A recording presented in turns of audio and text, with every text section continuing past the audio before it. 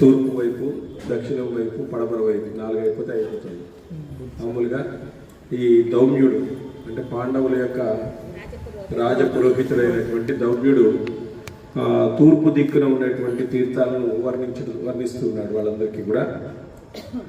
వైశంపాయనుడు ఇలా అన్నాడు, తావు సర్వత్వాం దృష్ట్యా పాండవాన్ దీనచేతన అశ్వాస సంయుక్త దౌమ్య బృహస్పతి బ్రవీత్ బ్రాహ్మణ మమతాన్ పుణ్యాన్ ఆశ్రమాన్ భరతస్ప్రభ శైలేశ్చ శృణు మే వదతో నహ అని అంటున్నాడు. అంటే పాండవులు మనస్సులు అర్జునుడి విషయంలో దీనమయ్యాయి. వారందరూ అర్జునుడిని కలుసుకోవాలనే కుతూహలంతో ఉన్నారు.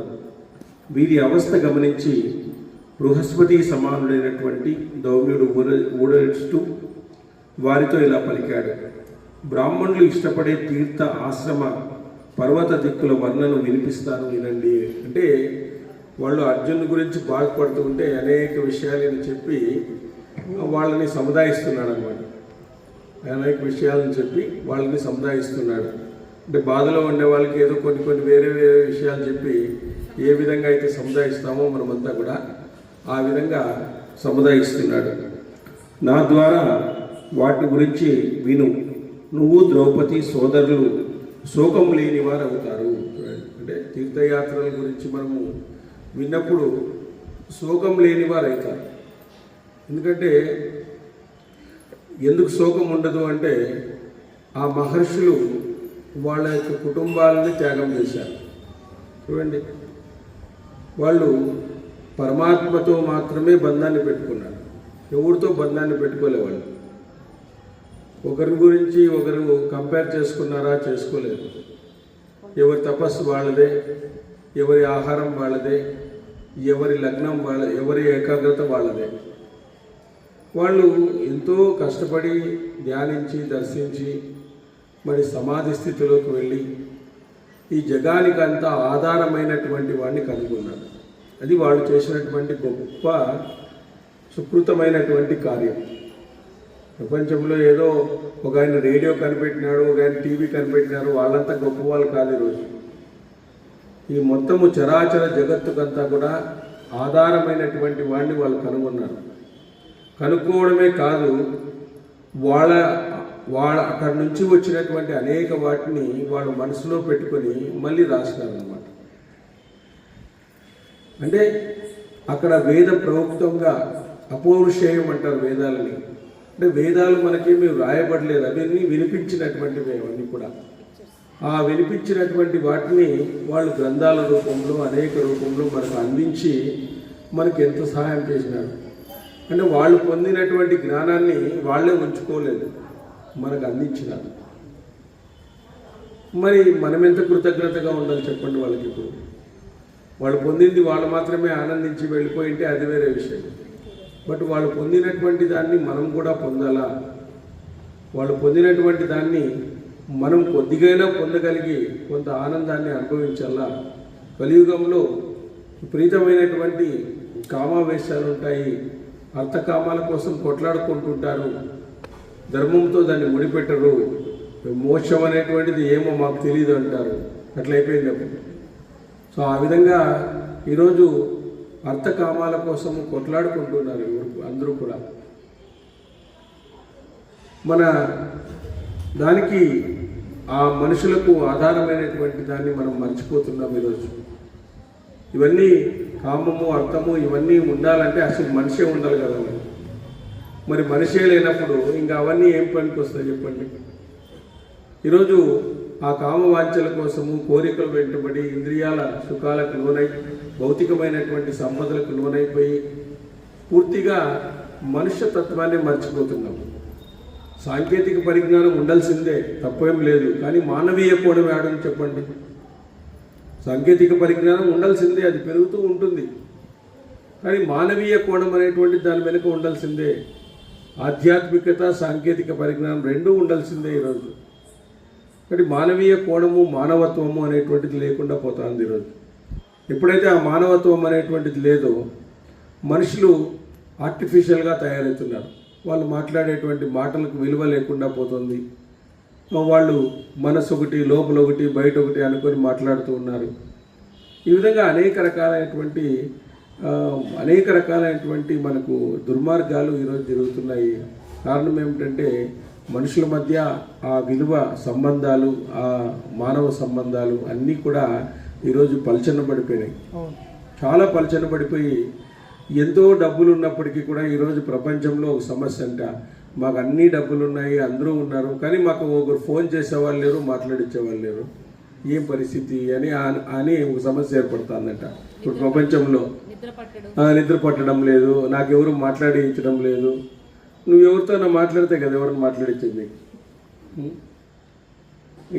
ఇట్లాంటి సమస్య కూడా ఈరోజు సామాజికంగా ఇదైపోయిందనమాట. లాస్ట్ ఇలాంటి సమస్యలు కూడా అయిపోయినాయి.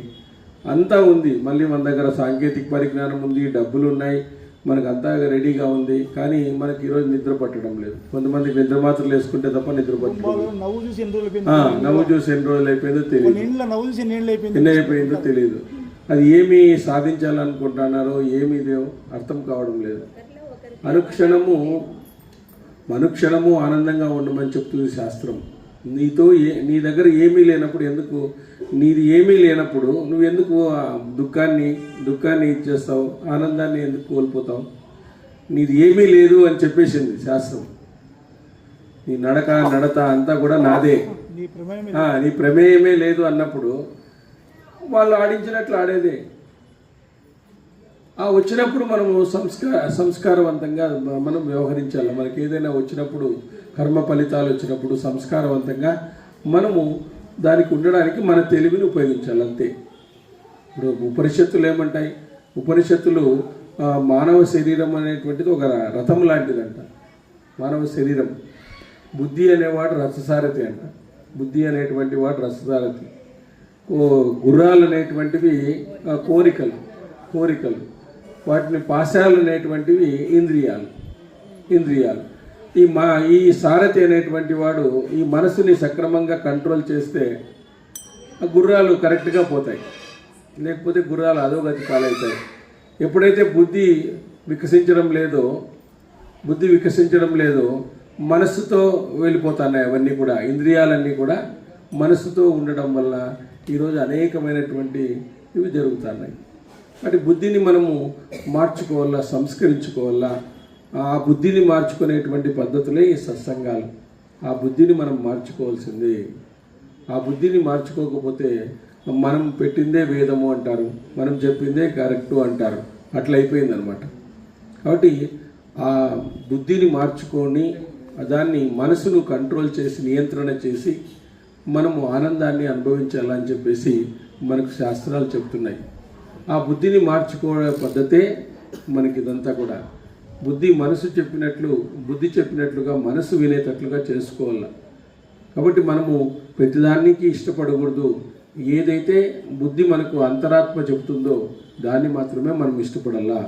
అంతరాత్మ వద్దు అన్నప్పుడు దాని వైపు మనం కన్నెత్తి చూడకూడదు అని ఈరోజు బుద్ధి చెబుతున్నప్పటికీ కూడా మనసు చెప్పినటువంటి మాటను విని అనేకమైనటువంటి మోసాలకు పాల్పడుతున్నాం.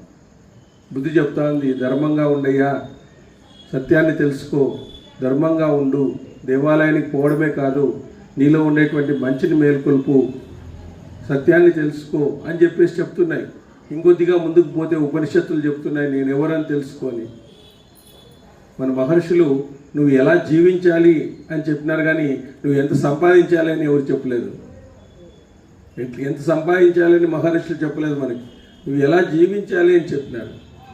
మరి ఆ జీవించేటటువంటి విధానాన్ని, ఆర్ట్ ఆఫ్ లివింగ్ అంటే మన జీవించేటువంటి విధానము ఎలా ఉండాలో అనేటువంటిది శాస్త్రాలు మనకు చెప్తాయి. ఎవరెవరు ఎలా జీవించినారు, ఏ విధంగా జీవించినారు, వాళ్ళు కష్టాలు వచ్చినప్పుడు వాళ్ళు ఏ విధంగా ఆ కష్టాలను ఎదుర్కొన్నారు, కష్టాలు వచ్చినప్పుడు ఆ కష్టాలను వాళ్ళు ఎలా ఎదుర్కొన్నారు, కష్టాలను ఎలా చూసినారు, వాళ్ళు బాధలు ఎలా పడినారు, సంతోషాలు వచ్చినప్పుడు వాళ్ళు ఎలా ఉన్నారు, ఆనందం వచ్చినప్పుడు వాళ్ళు ఎలా ఉన్నారు. ఒక్కొక్కరు వాళ్ళు త్యాగం చేయవలసి వచ్చినప్పుడు ఏ విధంగా త్యాగం చేసినారు. త్యాగం చేయవలసి వచ్చినప్పుడు త్యాగానికే అర్థంగా నిలిచిపోయినారు. మరి అట్లాంటి గొప్పవాళ్ళు మనకు ఇస్తున్న సందేశం ఏమిటి అంటే అవి మనం ఆచరించాలని చెప్తారు. ధర్మరాజు అంటాడు కదా, ధర్మాని కోసం తమ్ముళ్ళుగానే వదులుకుంటారు. మరి ఒకటి శ్రీరాముడు కూడా అంటాడు కదా, సీతమ్మ అంటుంది, ఏమి నువ్వు రాక్షసులను చంపుతున్నావు, వాళ్ళు ఏమన్నా నీకు శత్రువులా, నీకేమైనా చేసినారా వాళ్ళు అంటే, నేను ఋషులను కాపాడము నా యొక్క ఇది, ఆ విషయంలో నిన్ను లక్ష్మణ్ను కూడా వదులుకోవడానికి నేను సిద్ధమే అంటాడు ఆయన. ఇచ్చిన మాట వాళ్ళకి ఇచ్చినాను. పవిత్రాణాయ సాధునాం వినాశాయ చతుర్కృశాం ధర్మ సంస్థాపనార్థాయ సంభవామి యుగే యుగే, వాళ్ళందరినీ కూడా నేను రక్షిస్తాను అని చెప్పేసి ప్రతిజ్ఞ చేసినాను. మరి వాళ్ళని రక్షించకుండా ఉంటే ఎట్లా? నాకు రాక్షసులేం శత్రువులు కాదు, అని రాక్షసులు లేదా నాకు వాళ్ళకి శత్రువులు కాబట్టి నాకు కూడా శత్రువులే వాళ్ళు, ఎందుకంటే వాళ్ళని ఇది చేస్తున్నారు కాబట్టి ఆ విధంగా భగవంతుడు మాటిచ్చినాడు, ఆ విధంగా వస్తున్నాడు, చేస్తున్నాడు కూడా. మన కలియుగంలో అనేకమైనటువంటి గురువులు ఉన్నారు. ఈరోజు శంకరాచార్యుల వారు ఉన్నారు, భగవద్గీత లాంటి గొప్ప గ్రంథం ఉంది, తర్వాత వ్యాసుడు రచించినటువంటి అనేకమైనటువంటి మూల గ్రంథాలు ఉన్నాయి. మరి ఇవన్నీ కూడా మనము కలియుగంలో ఇవన్నీ కూడా మనం చేసుకోవాలి. కలియుగంలో ఈ సాధన చేసుకోవాలి. వేదవ్యాసుడే అంటాడు, అసలు సాధన పొందడానికి కలియుగాన్ని మించినటువంటిది యుగం లేదు అంటాడు ఆయన. కలియుగాన్ని మించినటువంటి యుగం లేదు అంటే మనము మనసులో మంచిని సంకల్పిస్తే పుణ్యం వస్తుందంట, మంచిని సంకల్పిస్తే పుణ్యం వస్తుందంట, చెడును చేస్తే పాపం వస్తుందంట. చెడును సంకల్పించినా కూడా మనకి పాపం రాదు, చేస్తేనే వస్తుందంట. కానీ మనసులో సంకల్పం చేసుకుంటే మంచి చేయాలా అని సంకల్పం చేసుకుంటే పుణ్యం వస్తుందంట. మరి చూడండి ఎంత ఫెసిలిటీ ఇచ్చినాడు, బంపర్ ఆఫర్ ఇచ్చినాడు మనకి. మన మనసులో అందరూ సర్వే జన సుఖినో భవంతు అన్నాం అనుకోండి, మనకు పుణ్యం వచ్చేస్తుంది. మనం సర్వే జన అంటే రెవెన్యూ జన ఎక్కడ పోవాలంటాము, అట్లయిపోయింది. సర్వే డిపార్ట్మెంట్ మాత్రమేనా అని. అట్లా సర్వే జన సుఖినో భవంతు అని మనసులో అనుకున్నాం అనుకోండి, మనకు పుణ్యం వచ్చేసినట్లే. మనము వాడు చెడ్డగా వాడుగా కావాలా వాడిని కొట్టాలా అనుకున్నాం అనుకోండి, పుణ్యమే మనకేం పాపమేం రాదు. వాడిని కొట్టినప్పుడే వస్తుంది అనమాట, వాడిని కొట్టినప్పుడే మనకు పాపం వస్తుంది. అంటే అట్లాంటి యుగం ఇదనమాట. అందుకే కలియుగం చాలా గొప్పది అని చెప్తారు, కలియుగము చాలా గొప్పది అని చెప్తారు అనమాట. కాబట్టి ఆ కలియుగంలో నామస్మరణ, నువ్వు త్రికరణ శుద్ధిగా నామస్మరణ చేస్తే భగవంతుడు మనకు ఆ బుద్ధిని వికసింపజేస్తాడు. ఆయన ఆ బుద్ధిని వికసింపజేసి మనం తీసుకునేటువంటి నిర్ణయాలు సక్రమంగా నిర్ణయంగా ఉండి ధర్మానికి అనుగుణంగా ఉండేటట్లుగా మనం అధర్మాన్ని పాల్పడకుండా చేస్తాడు ఆయన. ఆ బుద్ధిని వికసింపజేస్తాడు. ఎప్పుడైతే బుద్ధి వికసిస్తుందో అప్పుడు అధర్మానికి మనం పోము. మన అంతరాత్మ చెప్తుంది, మనం నలుగురికి చెప్తున్నాం కదా, మనమే చేస్తే ఎట్లా అనేటువంటి పాయింట్ అవుట్ చేస్తుంది మనకి. కాబట్టి అట్లాంటి అద్భుతమైనటువంటి ఇవన్నీ కూడా ఇందులో ఉన్నాయి. ఇట్లాంటి వాటిని మనం చర్చించడానికే ఇట్లాంటి మహాభారతం వల్ల మనం ఎన్నో మన యొక్క మనసులను మార్చుకున్నాం, మన యొక్క ఆలోచనలు మార్చుకున్నాం, మన యొక్క పద్ధతులను మార్చుకున్నాం. ఈరోజు సత్సంగానికి వచ్చేటువంటి మేమందరూ కూడా, ఒకవేళ మీరు మార్చుకోలేదని తెలియదు కానీ మేమైతే మార్చుకున్నాము. అదే నాకు తెలియదు కాబట్టి మన పద్ధతులు మార్చుకున్నాము, మనము చూసేటువంటి తత్వాన్ని మార్చుకున్నాము, అన్నీ మార్చుకున్నాం. మేమందరూ కూడా ఏమీ మార్చుకోకున్నప్పుడు ఇవన్నీ వచ్చిన తర్వాత ఎన్నో మార్పులు జరిగినాయి మాలో. ఇంత గొప్ప మార్పు తెచ్చినటువంటి మనకి ఇట్లాంటి పంచమహా గ్రంథాలు ఈరోజు మనం చేస్తున్నాము అంటే భగవంతుని యొక్క సంకల్పము. ఇది నిర్వికారంగా మనకు బాగా కంటిన్యూగా జరుగుతుంది. ఇది కూడా అందులో ఎక్కడ బ్రేక్ కాకుండా ఖచ్చితంగా ఇట్లా కంటిన్యూగా జరగడం అనేటువంటిది మనకు అది కూడా దైవ సంకల్పమే, తమాష కాదు. ఏదో ఒక 2 స్తోత్రాలు చెప్పేటువంటి వాళ్ళు రోజు చెప్పుకుంటే అదేం కాదు. ఇట్లాంటి గ్రంథాలు మేము 5 ఏళ్ళ నుంచి మనం చేస్తున్నాము వాళ్ళందరికీ కూడా. కాబట్టి అట్లాంటిది గొప్ప గ్రంథాన్ని మనము చదువుతున్నామంటే ఒక రకంగా అదృష్టం అని చెప్పుకోవచ్చు. వాటి గురించి వింటుంటేనే సేవించిన పుణ్యం వస్తుంది. పుణ్యం మనకి ఎట్లా కట్టబెడుతున్నాడు భగవంతుడు. ఎందుకంటే పుణ్యం తర్వాత పాపం తర్వాత పుణ్యం ఖచ్చితంగా వస్తుంది. పాపం తర్వాత పుణ్యం తర్వాత పాపం ఖచ్చితంగా వస్తుంది. కాలచక్రం అది. కాలచక్రం అనేటువంటిది వస్తుంది. కాబట్టి మనకు ఖచ్చితంగా పాప పుణ్యాలు ఖచ్చితంగా వస్తాయి. కానీ పుణ్యం ఎక్కువ చేస్తున్నాడు భగవంతుడు మనకి, కష్టాలు రాకుండా పుణ్యాన్ని ఎక్కువ చేయడం అనేటువంటి జరుగుతుంది. కాబట్టి మనకు మంచి చేస్తే పుణ్యం వస్తుంది, చెడు చేస్తే పాపం వస్తుంది. రెండు చేయకపోతే మోక్షం వస్తుంది, ఏమీ చేయకపోతే మోక్షం వచ్చేస్తుంది. న్యూట్రల్గా ఉన్నాం అనుకోండి, అప్పుడు పుణ్యమే వచ్చేస్తుంది, మనకు ఇది మోక్షమే రావడం అనేటువంటి జరుగుతుంది అనమాట. కాబట్టి మనకు పుణ్యము పాపము రెండు కూడా మన దగ్గరే ఉన్నాయి. అంటే మనం పుణ్యము పాపమే చేస్తాం, మోక్షం వరకు పోము. ఇప్పుడు మనం పుణ్యము చేయలేదు పాపం చేయలేదు న్యూట్రల్ గా ఉంటే అది ఎలా అంతే, ఏమిటికి సంబంధం లేవు కదండి. ఇప్పుడు ఒక చెడుగు జరుగుతుంది సార్, ఒక బ్యాడ్ జరుగుతుంది, అది నేను పోయి ఆపట్లేదు, ఏమీ చేయట్లేదు, ఊరికే అంటే దాన్ని ఆపు, దాని ఫలితాన్ని కోరుకోకపోతే అంతే, నేను చేస్తున్నా భావన రాకూడదు, నేను అన్న భావన రాకూడదు. నువ్వు ఎంటర్ కాకుండా చాలు. పాపం వల్ల పుణ్యము, పాపం వల్ల దుఃఖము. నిమిత్త మాత్రమే భగవంతుడు చేయించినాడని చెప్పి సంకల్పం. అప్పుడు ఆయనకే చిందుతుంది మంచిగా. మనకి పాపం వల్ల దుఃఖం వస్తుంది, ఖచ్చితంగా పాపం వల్ల దుఃఖం వస్తుంది. అదే అహంకారం అంటే, నేను చేస్తున్నాను కదా అహంకారం అంటే, ఆ అహంకారం తీసేయాలి. కాబట్టి మనకు వాటి గురించి చెప్తా విను అని చెప్పి, అంటే మనకు 100 రెట్ల ఫలితాన్ని పొందుతామంట. ఆయా ప్రదేశాల నుంచి 100 రెట్ల ఫలితాన్ని పొందుతావు.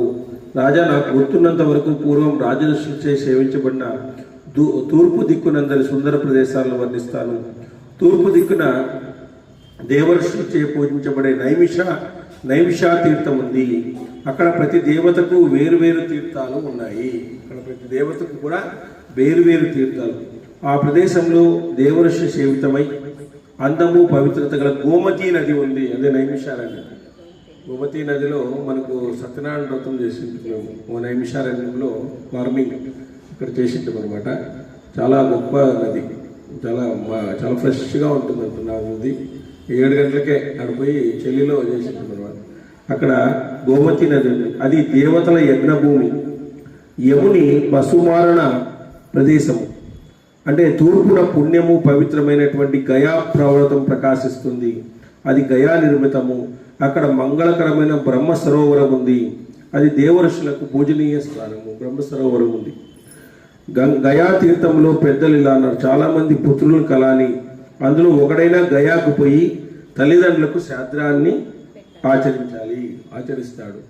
చాలామంది పుత్రులు ఉంటే ఎవరో ఒకరు గయకు వెళ్ళి తల్లిదండ్రులకు శ్రాద్ధాలను ఆచరిస్తారు. అశ్వమేధ యాగాన్నైనా చేస్తారు. నీల వృషభాన్ని వనంలో విడుస్తారు.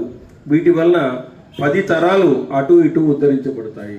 10 తరాలు మనకు ఉద్ధరించబడడం అనేటువంటి జరుగుతుంది ఈ విధంగా చేస్తే. అదేవిధంగా దానికి సమీపాన మహానది గయా శిరమను తీర్థం కనిపిస్తాయి. అక్కడ అక్షయవటం అనే బ్రాహ్మణులచే కీర్తించబడింది. దాని కాండము కొమ్మలు ఎప్పటికీ నశించబడ్డాయి. చూడండి, దాని కాండము కొమ్మలు. అక్కడ అక్షయ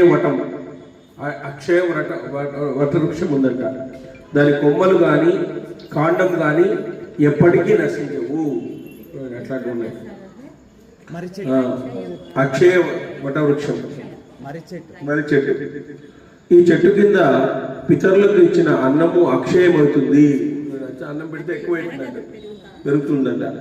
అక్కడ పవిత్ర జలం గల పల్గుని నది అనేటువంటి ఒక నది ఉంది.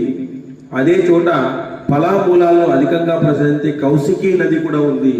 అది విశ్వామిత్రునికి బ్రాహ్మణత్వం సిద్ధింపజేసింది. అంటే అందులో ఆయన స్నానం చేయడం వల్ల ఆయనకు బ్రాహ్మణత్వం వచ్చింది అని చెప్పేసి విశ్వామిత్రునికి చెప్పడం జరిగింది. తూర్పు దిక్కున పవిత్ర గంగా నది ఉంది. దాని ఒడ్డున భగీరథుడు గొప్ప గొప్ప దక్షిణలు ఇచ్చి అనేక యాగాలు ఆచరించినాడు. పాంచాల దేశంలో ఉత్పలావరం ఉందని ఋషులు అన్నారు. అక్కడ కుశీకుని కుమారుడైన విశ్వామిత్రుడు తన పుత్రునితో కలిసి యజ్ఞము విధి విధానంగా చేశాడు. ఆ యజ్ఞంలో విశ్వామిత్రుడు అలౌకిక వైభవం చూసి జమదగ్ని కుమారుడు పరశురాముడు అతని వంశానికి తగిన యజ్ఞాన్ని గురించి వర్ణించాడు. విశ్వామిత్రుడు కాన్య కుబ్జ దేశాన ఇంద్రునితో సమానంగా సోమపానం చేసి అక్కడ క్షత్రియత్వాన్ని విడిచిపెట్టి బ్రాహ్మణత్వం సాధించినాడు. అక్కడ యజ్ఞము యాగాలు ఈ నది స్నానం చేయడం వల్ల ఆయనకి బ్రాహ్మణత్వమే సిద్ధించిందండి. బ్రాహ్మణత్వమే ఇచ్చేటువంటి గొప్ప తీర్థాలు కూడా మనకు ఉన్నాయన్నమాట. అదేవిధంగా గంగా యమున ఉత్తమ సంగమ ప్రపంచంలో ప్రసిద్ధి పొందినది. విఖ్యాతి పొందిన మహర్షులు ఇక్కడ స్నానాలను ఆచరించినారు. ప్రయాగ్రాజ్, గంగా యమున సంగమము మనకు ప్రయాగ్రాజ్ అంటారు. అదేవిధంగా బరసత్తమ సమస్త భూతకోటికి ఆత్మస్వరూపుడైన బ్రహ్మ ముందు ఇక్కడే యజ్ఞం చేశాడు. ఇక్కడే ఆయన యజ్ఞం చేసినటువంటి స్థలం కూడా ఉంది. ఇక్కడ యజ్ఞం కూడా ఉంది. ఆ ప్రకృష్ట యజ్ఞాచరణం చేత అది ప్రయాగ తీర్థంగా మారింది.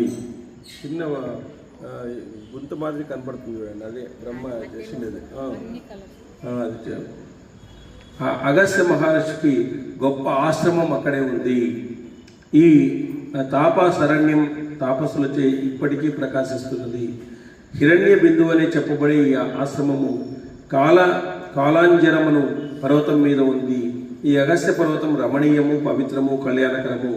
కౌంతేయ పూజ్యుడైన భార్గవుని నివాస స్థలము మహేంద్ర పర్వతము. పూర్వము బ్రహ్మ కూడా ఇక్కడ యజ్ఞాన్ని విధి విధానంగా చేశాడు. పవిత్ర జలం గల భాగీరథి మణికర్ణిక సరోవరం కలిసిన చోట బ్రహ్మశాల అనేటువంటి పవిత్రమైన ప్రదేశం ఉంది. అది పాపరహితులు ఆశ్రయించినటువంటి చోటు. ఆ ప్రదేశం చూడదగింది. మహాత్ములైన మాతంగుని ఉత్తమ ఆశ్రమ ప్రదేశం కేదారం. అది పవిత్రము, శ్రేష్టము కూడా. చాలా వేర్లు, ఫలాలు, ఉదకాలు, కుండోదక పర్వతము సుందరమైంది. అక్కడే ప్రకాశిస్తున్నది.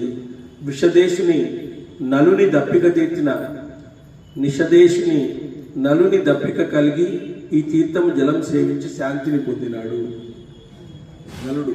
నలుడు నలదమయంతిలో మనకు వస్తుంది కదా, ఆయన శాంతిని పొందినాడంట.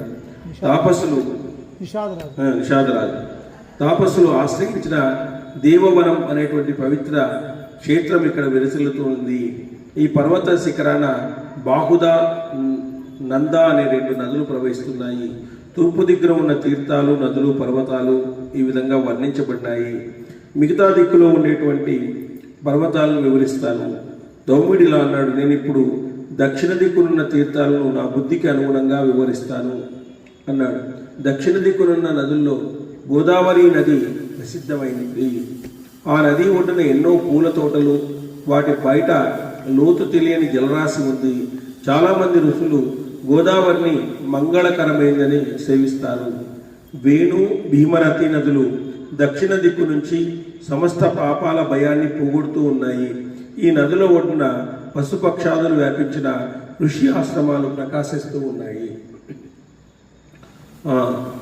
నుగర మహారాజు ఏర్పరిచిన సుందరం పవిత్రమైన ప్రహేష్ఠి నది అక్కడే ఉంది. దానిని బ్రాహ్మణులందరూ ప్రతిదినం సేవిస్తారు. మహాయోగి యశస్వి అయిన మార్కండేయ మహర్షిచే రాజైనటువంటి నృగుని ఎదుట వారి వంశగాథ వివరించబడింది. ఇక్కడ పెద్దల ఆశయము పయోష్ణి నది తీరాన వరాహ తీర్థము నుగుని యజ్ఞంలో ఆహుతులను గ్రహించి సోమసానం స్వయంగా చేసి ఇంద్రుడిని మదించిపోయాడు. అంటే ఇంద్రుడిని మించిపోయినాడంట ఆయన. ఆ విధంగా బ్రాహ్మణులకు భూరి దక్షిణ సమర్పించినాడు. పయోష్ణ నదిలోని నీటిని చేతితో గ్రహించిన ఆ నీటి వల్ల ఆ నీరు గాలి వల్ల ఎగిరి మన మీద తల మీద పడినా మృత్యువు వచ్చేదాకా చేసిన పాపాలు నశిస్తాయట. చూడండి, ఇదేదో బాగుంది సార్ ఇది. మనం చేతితో గ్రహించిన ఆ నీరు గాలి వల్ల ఎగిరి మన తల మీద పడితే ఒకవేళ ఇన్ కేసు గాలి వచ్చి ఏదన్నా అది వచ్చేసి వయోష్ణి నది అక్కడ పూజ్యులైన శంకరులచే స్వయంగా చేయబడిన శృంగం అనేటువంటి వాద్యము స్వర్గం కంటే ఉన్నతమైంది, నిర్మలమైంది. దాన్ని దర్శించిన మానవుడు ఆ శివపురాన్ని చేరుతాడు. అగాధ జల రాశి గల గంగా నదులు ఒకవైపు, పయోష్ణి నది రెండవ వైపు ఉంచి పరిశీలిస్తే పయోష్ణి నదియే ఉత్తమమైనదని నా అభిప్రాయం. అంటే అక్కడ పాపాలు పోతాయి. చేతితో గ్రహించిన ఆ నీళ్లు మన మీద పడినా మృత్యువు వచ్చే వరకు చేసినటువంటి పాపాలన్నీ కూడా నశించిపోతాయి. ఆ దిక్కున పవిత్రమైన మారక వనం ఉంది. అది పుష్ప ఫల శోభలతో కళ్యాణ స్వరూపం కలిగి ఉంది. వరుణ స్తోత్రం అనేటువంటి పేరు గల పర్వతాన సూర్యుని పరివార దేవత అయినటువంటి మారకుని విజయస్తంభం ప్రకాశిస్తున్నది. ప్రవేశిని నదికి ఉత్తర దిక్కున ఉన్న మార్గంలో కణ్వుని పవిత్ర ఆశ్రమం ఉంది. కణ్వాశ్రమం శకుంతలాది. ఆ విధంగా నేను విన్న ఆశ్రమాలు, నదులు, మహాత్ములున్న ప్రదేశాలను వివరిస్తాను. భరత శూర్పారక క్షేత్రాన మహాత్ముడైన జమదగ్ని వేది ఉంది. అది సుందరమై శాశాన తీర్థము, పునశ్చంద్ర తీర్థము అనే పేర్లతో విరాజిల్లుతున్నది. అశోక తీర్థంలో మహర్షులు చాలామంది నివసిస్తారు. పాండ్య దేశంలో అగస్త్య తీర్థము, వరుణ తీర్థం ఉన్నాయి. పాండ్య దేశంలోనే కుమారి తీర్థం ఉన్నది. పాండ్య దేశంలో స్త్రీలు బాల్యానంతరము భర్తల కోసం దేవతలను పూజిస్తారు. తామ్రపర్ణి నదిని గురించి వివరిస్తాను విను. మోక్షం కోరి తామ్రపర్ణి నదీ తీరాన దేవతలు ఆశ్రమం నిర్మించుకొని తపస్సు చేశారు. అక్కడ ఉన్న గోకర్ణ తీర్థము ముల్లోకాల్లో ప్రసిద్ధిగా ఉంటుంది. తమిళనాడు. తర్వాత గోకర్ణ తీర్థంలో శీత జలాలతో నిండి పవిత్రము, కళ్యాణకరము, శుభప్రదమై ఉంది.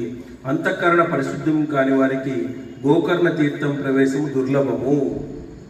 అంతఃకరణ సరిగా లేకుండా పోతే మనము దాన్ని చూడలేము. అరేబియా సముద్రం దగ్గర లింగం లోపల ఉంటుంది. లింగం లోపల ఉంటుంది. అక్కడ అగస్త్య శిష్యుని ఆశ్రమం ఫలపుష్పాలతో, వృక్షాలతో, గడ్డితో ప్రకాశిస్తున్నది. దేవసమం అనే పర్వతమే అతని ఆశ్రమ ప్రదేశము. ఆ ప్రదేశాన ఉన్న మణిమయ వైడూర్య పర్వత శివస్వరూపం అని చెప్పబడింది. అక్కడ అగస్త్య మహర్షి ఆశ్రమం ఉంది. అది ఫలమూలాలతో జీవనానికి యోగ్యమై ఉంది. సౌరాష్ట్ర దేశంలో పుణ్యస్థలాలను, ఆశ్రమాలను, నదులను వివరిస్తాను. అక్కడ చమోస్పోదన తీర్థాన్ని గురించి ప్రజలు చర్చించుకుంటుంటారు. సురాష్ట్ర సముద్రం ఒడ్డున ప్రభాస క్షేత్రము దేవతలకు నివాసమై ఉంది.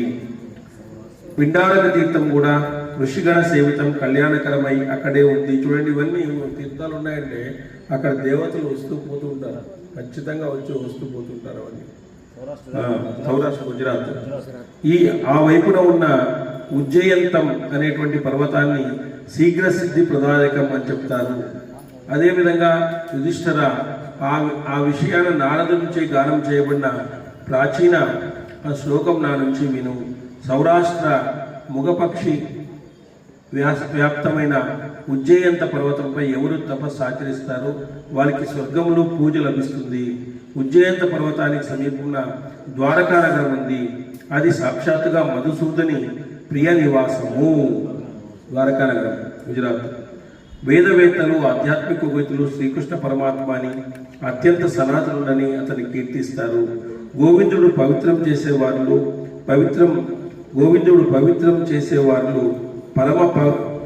పరమ పవిత్రుడు.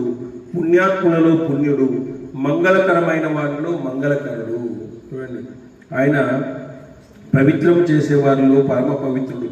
అంటే ఎవరైతే త్రికరణ శుద్ధిగా ఉంటారో వాళ్ళు అతని ఆ స్థానంలో మనం ఉంటాం. శ్రీకృష్ణుని యొక్క స్థానంలో ఉంటాం.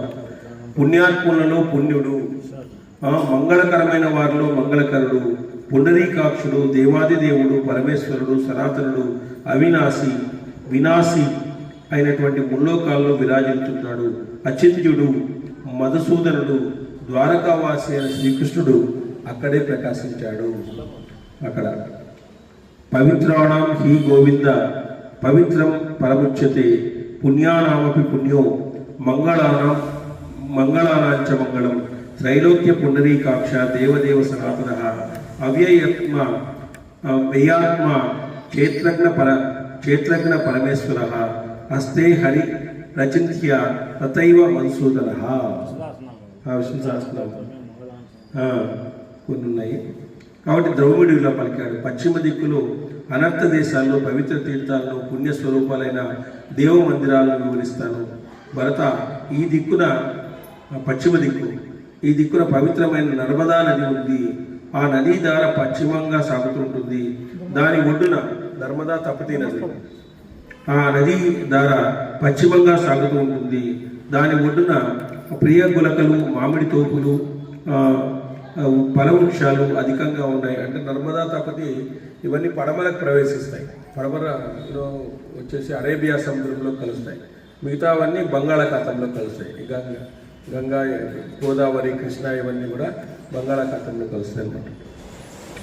భరత ముల్లోకాల్లో ఏ పుణ్యతీర్థాలు, మందిరాలు, నదులు, అరణ్యాలు, పర్వతాలు, బ్రహ్మాదేవతలు, సిద్ధులు, ఋషులు, పుణ్యాత్ములు సమూహాలు ఉన్నాయో వారందరూ నర్మదా నదిలో స్నానం చేయడానికి వస్తారు. చూడండి, ఎవరైతే పుణ్యాత్ములు ఉన్నారో, బ్రహ్మాది దేవతలు ఉన్నారో, సిద్ధులు ఉన్నారో, పవిత్ర పర్వతాలు ఉన్నారో, నదులు, తర్వాత సిద్ధులు, ఋషులు, పుణ్యాత్ములు ఎక్కడైనా ఉన్నారో వాళ్ళందరూ వస్తారంట నర్మదా నదిలో. అందుకే పుష్కరాలు జరిగేటప్పుడు అంత పవిత్రమని చెప్పేది. అక్కడ మునిశ్రేష్ఠుడైనటువంటి విశ్వవసువు పవిత్రాశ్రమం ఉంది. నరవాహనుడు కుబేరుడు ఈ ఆశ్రమంలో పుట్టాడు. కుబేరుడు ఇక్కడ ఆశ్రమంలో పుట్టాడంట. వైడూర్య శిఖరం అనే మంగళ పర్వతము ఈ నర్మదా నది ఒడ్డులో ఉంది. పచ్చని ఆకులతో ఎల్లప్పుడూ ఫలాలతో ఇక్కడ ప్రకాశిస్తూ ఉంది. మహారాజా ఈ పర్వత శిఖరాన ఒక పుణ్యప్రదమైన సరోవరం ఉంది. దానిలో కమలాలు ఎప్పుడూ వికసించి ఉంటాయి. ఈ సరోవరాన్ని దేవతలు, గంధర్వులు సేవిస్తారు. మహారాజా, దేవర్షి గణ సేవితం పుణ్య పర్వతం స్వర్గముతో సమానంగా ప్రకాశిస్తూ ఉంది. అక్కడ ఎన్నో ఆశ్చర్యకరమైన విషయాలున్నాయి. ఈ ప్రదేశాన రాజఋషి అయిన విశ్వామిత్రుడు తపస్ఫలంగా ఏర్పడిన పుణ్య నది ఉంది. విశ్వామిత్రుడు తపస్ఫలంగా ఒక పుణ్య నది కూడా ఏర్పడింది. అది గొప్ప తీర్థంగా విరాజిల్లుతుంది. ఆ నది ఒడ్డున నకుషుని కుమారుడైనటువంటి యయాతి సత్పురుషుల మధ్యలో పడి తిరిగి సనాతన ధర్మలోకాలకు వెళ్ళిపోయాడు. ఆయన యయాతి. అక్కడ ఒక పుణ్య సరోవరం, మైనాక పర్వతము, ఫలపుష్పవంతమైనటువంటి అసీక పర్వతం ఉన్నాయి. పాండవ ఆ పర్వతంపై కక్షసేనుడి పవిత్రాశ్రమం ఉంది. చవన మహర్షి ప్రసిద్ధాశ్రమం కూడా అక్కడే ఉంది. చవన మహర్షి జమదగ్ని. తక్కువ తపస్సు చేసినా అక్కడ సిద్ధి లభిస్తుంది. పశ్చిమ దిక్కున జంబూ మార్గం ఉంది. శుద్ధ మనస్కులైన ఋషులందరూ కూడా ఇక్కడే నివసిస్తున్నారు. అది పశుపశ్చాదులతో నిండి ఉంది. నెక్స్ట్, రాజా ఈ ప్రదేశంలో తాపస్సులతో నిండిన పవిత్ర క్షేత్రాలు కేతుమాల, మేధ్య, హరిద్వారం ఉన్నాయి. బ్రాహ్మణులచే సేవించబడే సైంధ్య వరాణ్యం ఇక్కడ ఉంది. పుణ్యప్రదమైన బ్రహ్మదేవుని పుష్కర తీర్థం కూడా ఇక్కడే ఉంది. వానప్రస్థులు, సిద్ధులు, ఋషులకు ప్రియం అని చెప్పబడుతుంది. పుష్కర నివాసానికై బ్రహ్మ ఈ వృత్తాంతాన్ని చెప్తాడు. పుష్కర నివాసానికై మనస్వి అయినటువంటి జనుడు మనసులోనైనా ఇక్కడ ఉండాలని అనుకుంటే వాడి పాపాలు నశించి స్వర్గ లోకాన అంచుల్లో అనుభవిస్తాడు.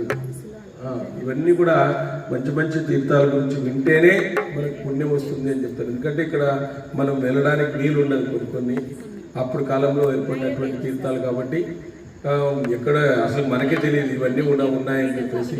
సో అట్లాంటి అద్భుతమైనటువంటి తీర్థాల గురించి మనము విన్నాము. ఇక ఉత్తర దిక్కులు మాత్రమే ఉన్నాయి. అది అయిపోతే తీర్థాల యొక్క చాప్టర్ అయిపోతుంది కొద్దిగా. ఇది వచ్చేసి 90వ సర్గ అయిపోతే 89 అయిపోయిందా? 89 అయిపోయింది. 90 చెప్పాలి. ఒకటి ఉంది, ఇంకొక ఉత్తర దిక్కులు ఉండే తీర్థాలు ఉన్నాయి. రేపు చెప్పుకుంటే అయిపోతుంది. కొద్దిగా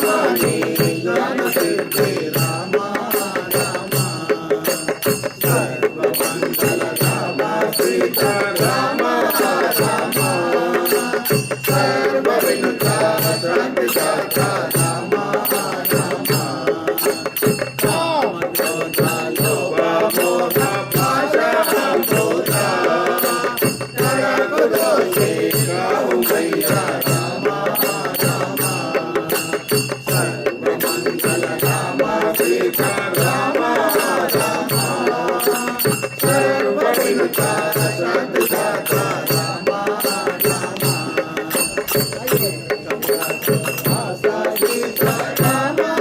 రామ లోకేశ బహురూప విలాస కోదండ రామ లోకేశ బహురూప విలాస కోదండ రామ సర్వమంగళ రామ సీతా రామ రామ సర్వ వినుత శాంతి దాత రామ రామ రామకృష్ణ గోవింద నారాయణ రామకృష్ణ గోవింద నారాయణ ప్రేమించు పాలించు నారాయణ ప్రేమించు పాలించు నారాయణ రామకృష్ణ గోవింద నారాయణ రామకృష్ణ గోవింద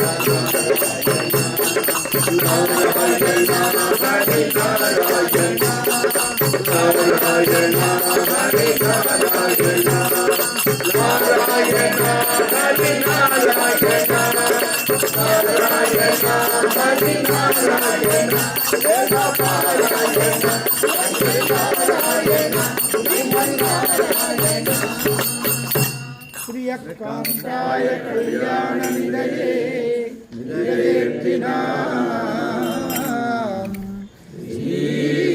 వెంకట నివాసాయ శ్రీనివాసాయ మంగళం నిత్యాయ నిరవధ్యాయ సత్యానంద చిదాత్మనే సర్వాంతరాత్మనే శ్రీమద్వేంకటేశాయ మంగళం మంగళం మంగళం. జై ఇందిరా రమణ గోవింద గోవింద లక్ష్మీ రమణ గోవింద గోవింద భక్త ప్రహ్లాద వరద గోవింద గోవింద ఆంజనేయ వరద గోవింద గోవింద హర నమ పార్వతీ పతయే హర ఈరోజు మనకు వైశ్య విజయన్న గారు అక్క వాళ్ళు అందరూ కలిసి ప్రసాద వితరణ చేశారు. వాళ్ళ కుటుంబాలన్నీ కూడా చల్లగా ఉండాలని ఆ పరమేశ్వరుని యొక్క కృపా కటాక్షాలు పరమేశ్వరి యొక్క ఆశీర్వాదము మెండుగా ఉండాలని మరీ మరీ కోరుతున్నాం. జై శ్రీరామ్, జై శ్రీరామ్.